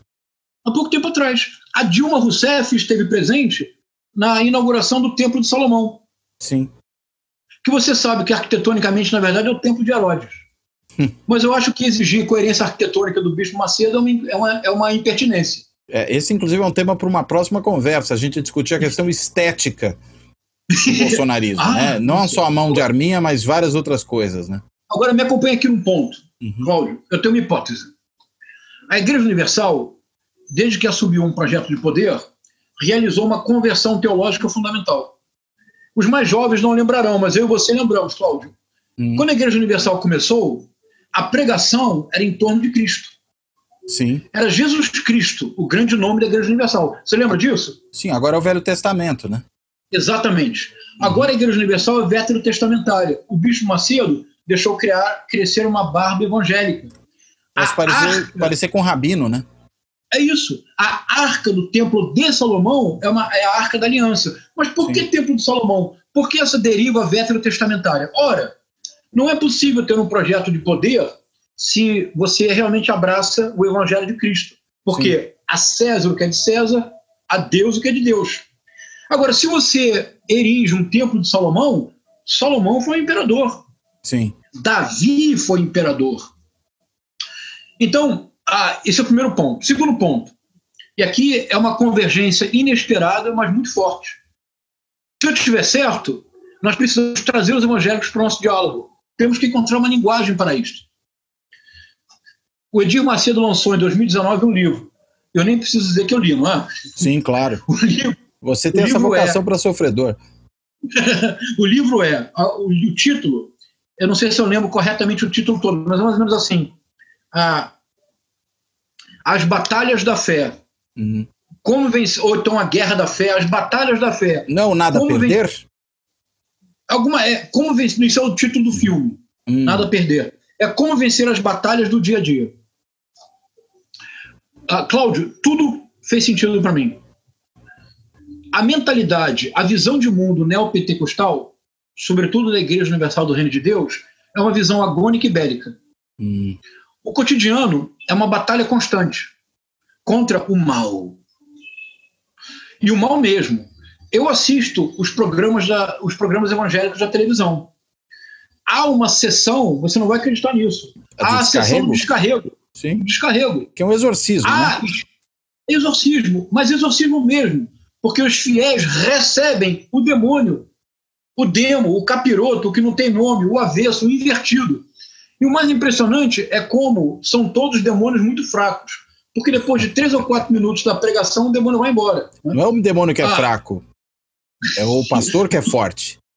É verdade, desculpa, você tem toda razão.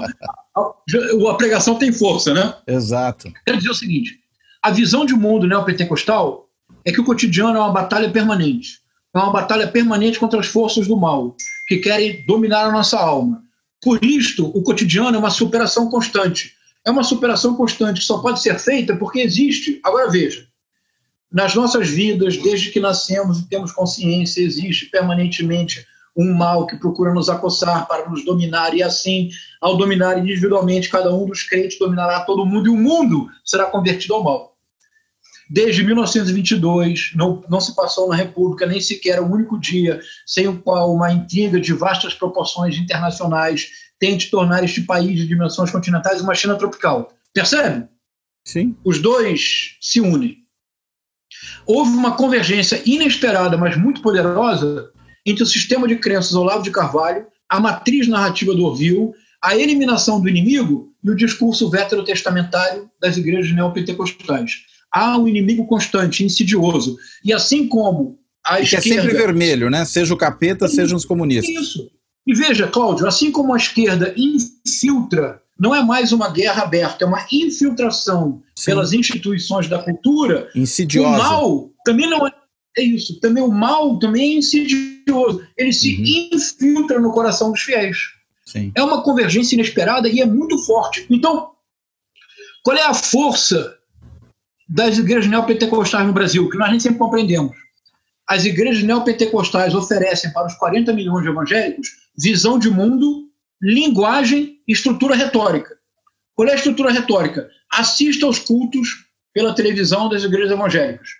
Visão de mundo, agônica e bélica. Uma superação constante na luta eterna contra o mal, que sempre se infiltra insidiosamente nos nossos corações. qual é a narrativa? É a queda e a superação, a queda e a redenção. Quanto maior a queda, não é mais forte quem se recuperou, é mais forte a palavra de Deus. Isso é bem importante. E uma linguagem. A igreja evangélica forneceu aos evangélicos, a igreja neopentecostal, uma linguagem para dar conta da complexidade do mundo. É exatamente o que nós estamos vendo nos 3 elementos da guerra cultural bolsonarista. Por isso, Cláudio, houve um momento, há um vídeo que todos nós assistimos e não levamos a sério. Virou um meme. O Silas Malafaia leva o Bolsonaro para o templo. A apresentação ao templo, que é o Ecce Homo, a apresentação do templo do Jesus menino, e é o Ecce Homo, quando Jesus é levado para a expiação. O Silas Malafaia leva o Jair Messias Bolsonaro para o templo. E ele diz mais ou menos assim: porque Deus escolhe os menos preparados, os mais frágeis, aqueles que não sabem. Deus escolhe para suas tarefas mais altas aqueles que vêm mais baixos. Você lembra disso? Sim. E está lá o Jair Messias Bolsonaro paradinho. Nós interpretamos isso humilde. Cláudio, isto calou fundo nos 40 milhões de evangélicos, porque esta é a narrativa dominante.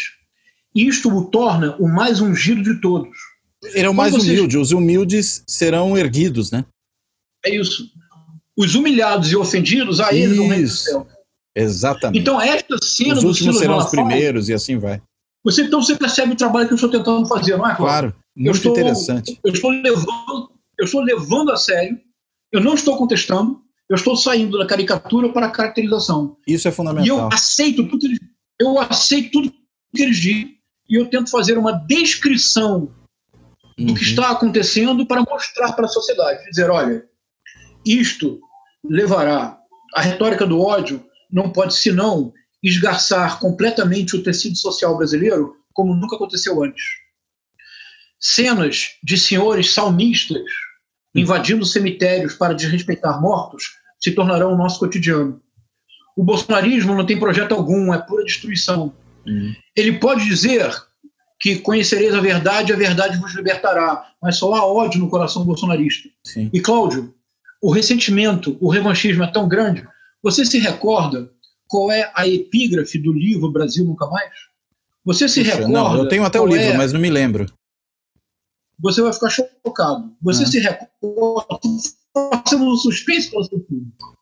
Você se recorda qual é o lema que guia as 400 páginas do Brasil Nunca Mais?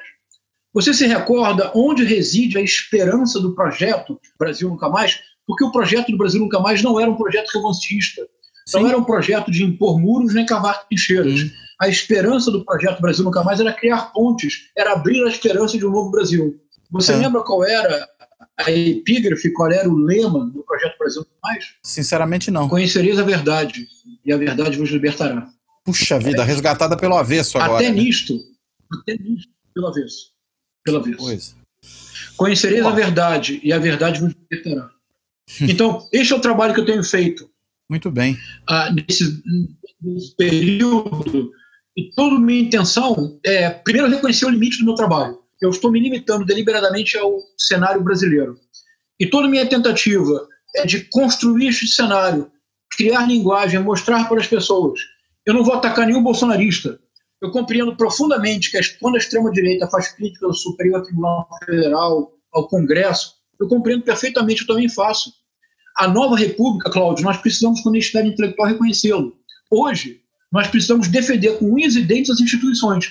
Hoje eu defendo os 11 ministros do Supremo Tribunal Federal, como eu jamais imaginei que defenderia. Hoje eu defendo o Rodrigo Maia. Eu acho que o Rodrigo Maia hoje tem postura de estadista, que eu jamais imaginarei que eu diria isto.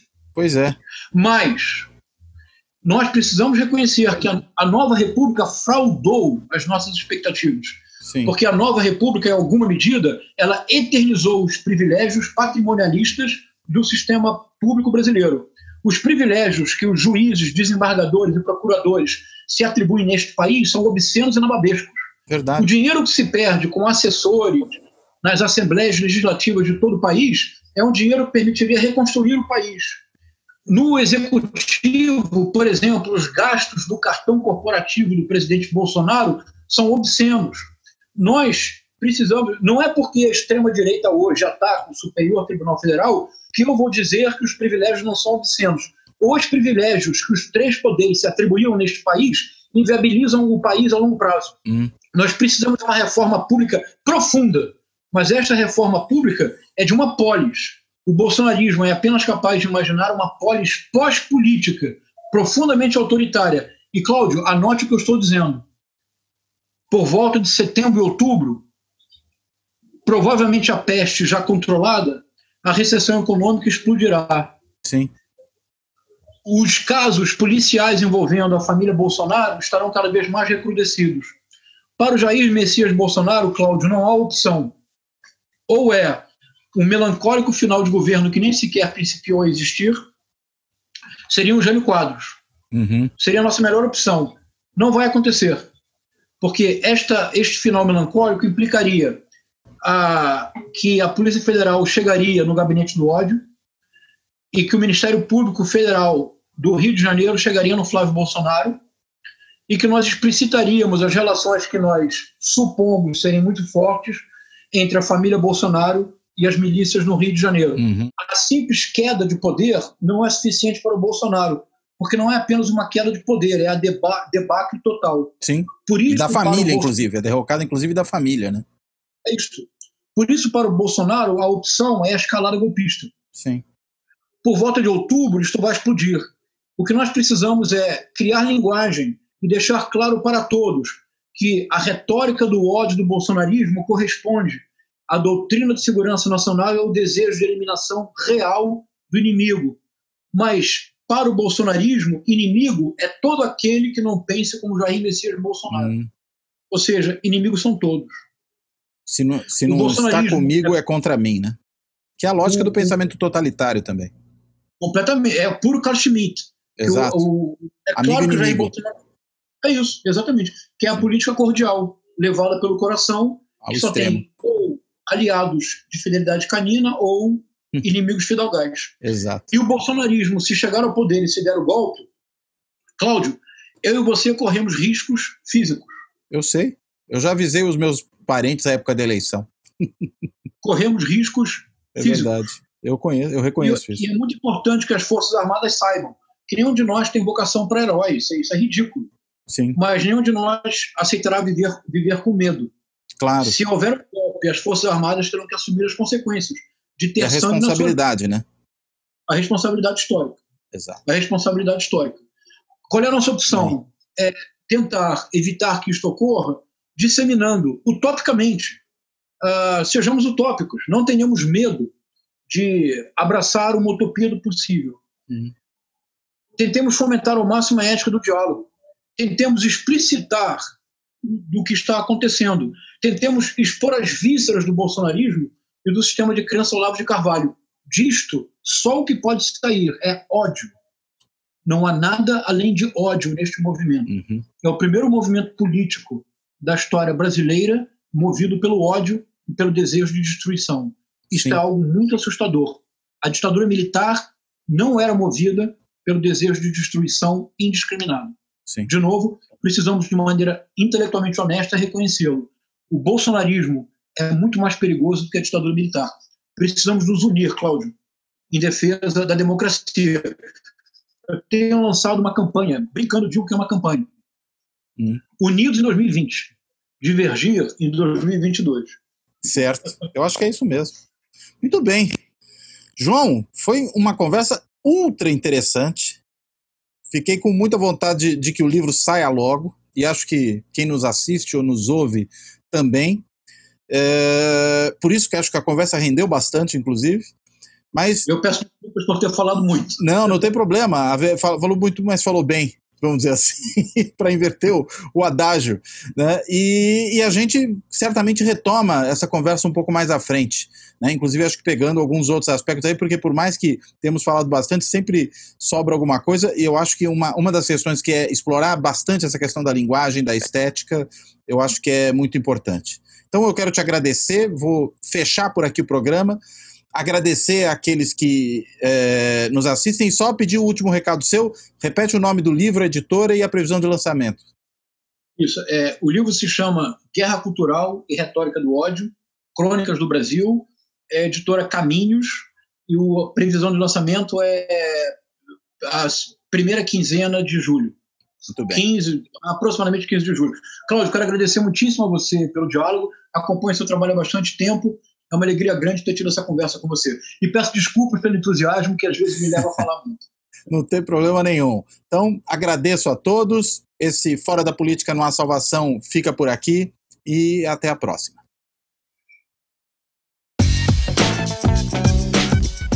Se você gostou desse vídeo, não esqueça de colocar sua curtidinha aí embaixo e, claro, se inscrever no canal.